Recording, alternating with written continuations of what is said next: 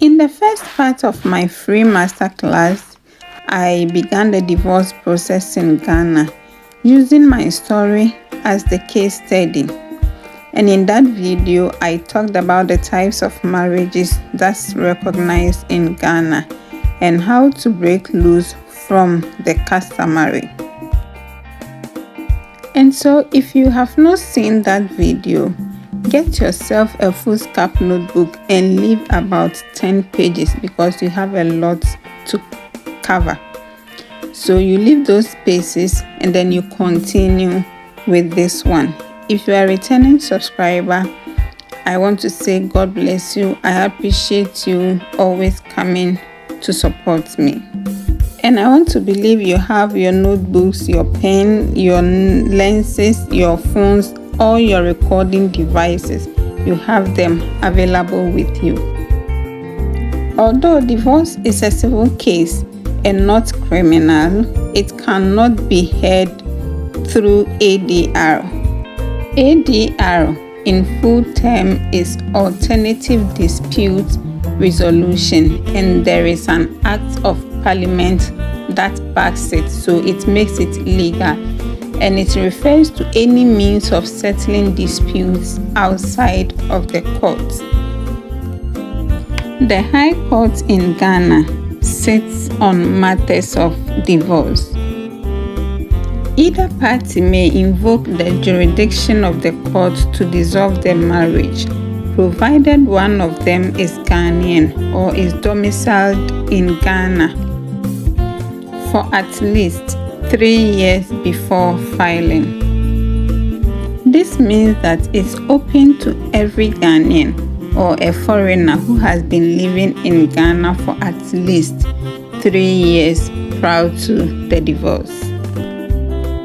A petition for divorce may be presented to the court by either party to a marriage. I have explained that already. And the sole ground for granting a petition for divorce shall be that the marriage has broken down beyond reconciliation. Beyond reconciliation, underlined.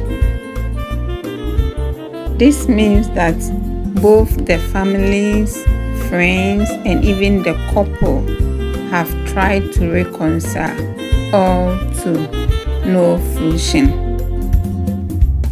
If yours is the Jayawaremian Trimpna type, or you have become friends with benefit, the court will not have time for you. Divorce cases are no longer heard in the open, but in the judge's chamber, which has a proper office setup and a sofa for the petitioner and respondent, with a controlled TV to the CCTV. And I was told that a couple came for divorce, and there were days they would come wearing the same material, sometimes munching on a common snack. One snack, then if I take one, then the other party will also take one. And so, true to the court suspicion, the lady came pregnant several months later. She was pregnant to the same man she's divorcing, and your guess to the ruling is true. For the purpose of showing the court that the marriage is broken beyond reconciliation, the petitioner shall satisfy the court of one or more of the following facts. A.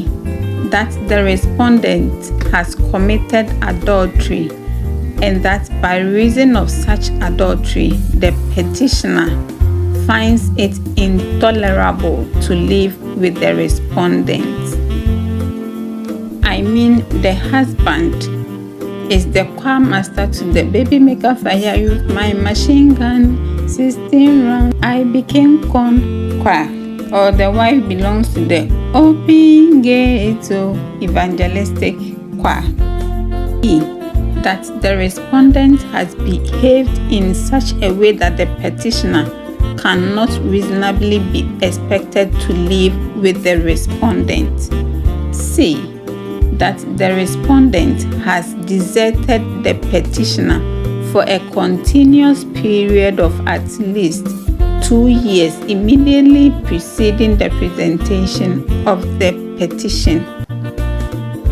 D.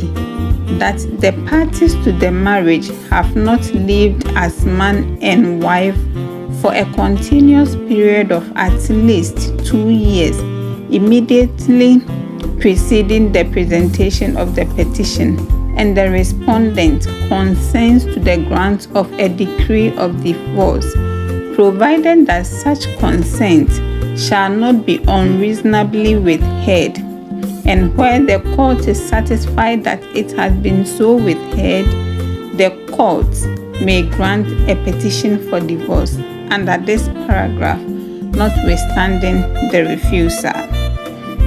E.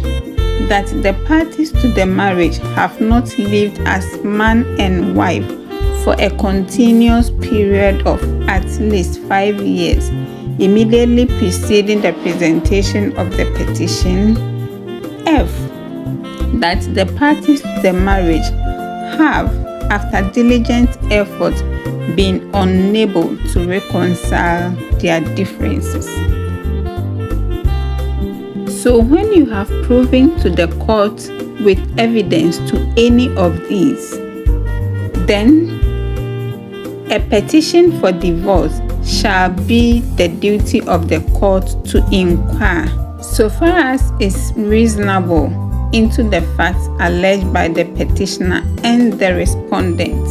Lastly, notwithstanding that the court finds the existence of one or more of the facts specified in subsection 1, the court shall not grant a petition for divorce unless it is satisfied on all the evidence that the marriage is broken down beyond reconciliation. So when you come living as the example I cited earlier on, the court will not take you serious. How long does cases last in court? The duration, my dear, depends on many factors. But in my case, it lasted for 21 months. That's 1 year, 9 months. And I must say that these 3 factors accelerated mine to my advantage. 1. He was never present nor presented. Enumpo na enya 1 year, 9 months. Then 2, there was no children. And 3, we had no properties together. The question now is this necessary at all? In my case, I was advised times without number to let go, to not continue with the whole divorce thing because it was draining at a point. But let me tell you why it was necessary for me and it's necessary for you. 1, you cannot marry because that is the second marriage, would be bigamy, which is a criminal act under section 262 and 263 of the Criminal Offences Act 1960 at 29. And one can be imprisoned for this. Why do you want to go through this? Your second marriage will never be recognized or it will never exist, although you may catwalk the streets of Ghana or wherever with 100 million carats gold ring. 3, you acquire properties with your new spouse at your own detriment or to your disadvantage. Remember the words of Prophet Jeremiah in Jeremiah chapter 17 verse 9. He says, "The heart of men is desperately evil." And so when there is death or separation, you may suffer because your double marriage would be used against you. 4, I know things are not structured in Ghana. There is no proper filing system for marriages in Ghana, but you may be caught unaware because of social media. If you've ever posted your marriage pictures on the internet, it might pop up against you or caught you unaware, especially in this season of japa and marriage. One may then ask, is the process easy? My dear, it is not easy at all.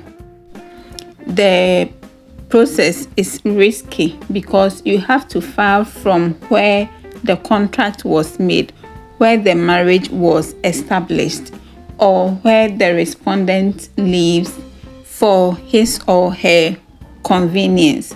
And so in my case, I filed it in Kumasi. So I was traveling to Kumasi every time there was a hearing. There were times I traveled to Kumasi twice in a month. Again, it is very stressful. I cannot recount the number of times I asked myself, so when will this end? There were days the court did not sit and I was at the blind side, so I had to travel to Kumasi. It happened about 3 times. Also, the date of sitting would affect your workflow. In my case, there were days I had to miss out of work. It was affecting my school schedule, especially my exam timetable. It affected every aspect of my life. You won't even imagine that 3 days after surgery, I had to go to court, but I could not go. But then the following week, I made an appearance. I was not well, but I needed to go so that the case would end soon. The more I drag my feet, the more I miss appointments, the longer the case takes. So the last area I will cover in this lecture is the cost. Honestly, I cannot tell you the full cost because post-COVID, I think 2019, I went to a lawyer who said he would take 10,000 Ghana cedis, that's 100 million. Yes, 100 million. And beside that, anytime there's a hearing, I have to give him 200 cedis. By the grace of God, I got someone funding that for me. The person got me a lawyer, so all I took care of was the filing, the processing fees, and the appearance fee of the lawyer anytime the case is called. Also, my transportation. There were months I would go to Kumasi twice. I did not sit down to write all these. And also the bailiff, because the respondent never made an appearance or was ever represented. We sought for order for substitution service. This means that all effort to get him has proved futile, so the court would send him the proceedings via WhatsApp. So we sought for that, and even for that we have to take the court decision. So anytime the court sits and make a decision, because he never came or was never represented for fair hearing, we have to go to his people to go and give them the decision of the court, so that one day nobody comes to fight or to contest the judgment. So the judge played safe and followed all the processes to the latter. I was not happy with it, but I am glad she took those steps. Then my lady, after briefing the jury with the proceedings thus far, called me to my feet and said, "This cause, having come before this honorable court for hearing and determination on so and so date, and the court, having satisfied itself that the marriage subsisting between the parties has broken down beyond reconciliation. It is hereby decreed that the marriage contracted under the Ordinance Marriage Cap 127 on so and so date, this venue, between Nana Abena Bema Amua, the petitioner, and the respondent, is hereby dissolved, since same has broken down beyond reconciliation. And oh mine, the joy and relief I had that day, it was unmeasurable.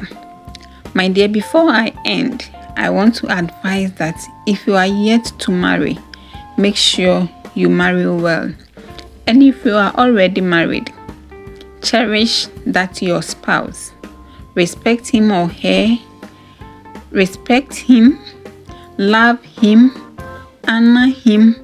My dear, do everything possible within your means to make sure that you never go through divorce, be it customary or ordinance, because I know divorce is not your portion. Divorce is not for you. Though it happened to me, it should not happen to you. So do everything within your means to make sure that your marriage lasts, your marriage stands the test of time. Leave your thoughts in the comment section. I will see you again in my next video. And until then, whenever you say a prayer, do not forget to say one for me. Bye-bye.